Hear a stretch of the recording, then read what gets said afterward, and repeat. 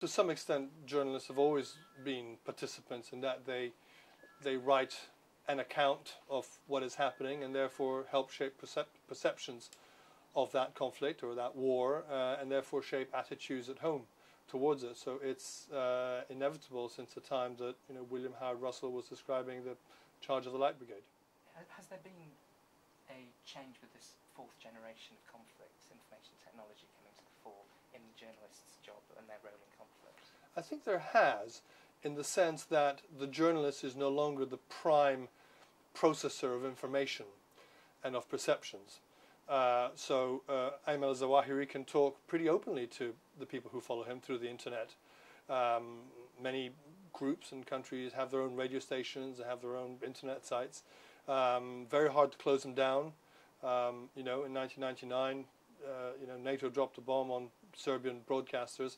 Pretty hard to do that on the internet. So you take down a website and they pop up somewhere else. And I think that governments, in a sense, have not caught up with that. They're still pretty, sort of structured in the way they try to put their point of view across. And, in a sense, in that kind of world, the journalist is perhaps less important.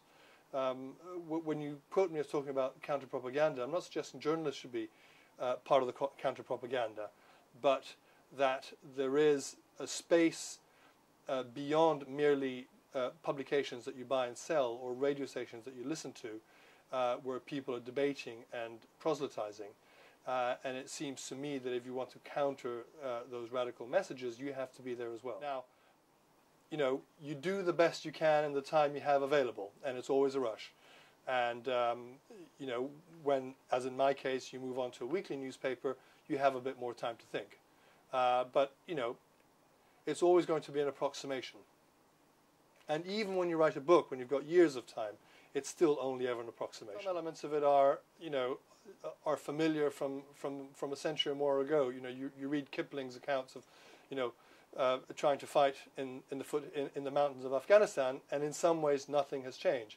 But what has changed is that the accounts of that battle are now being broadcast almost instantaneously, and it's not just the William Howard Russell's account of the charge of the Light Brigade, but it's also the opposing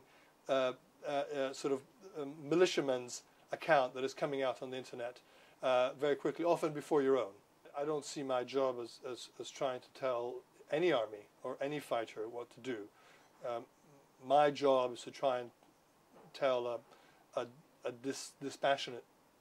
give a dispassionate account of what I think is happening for anybody to read, frankly. If it's a soldier or if it's a Taliban, they can read what I've written, that's fine. I've had my stuff translated into Arabic over the years, to my great surprise.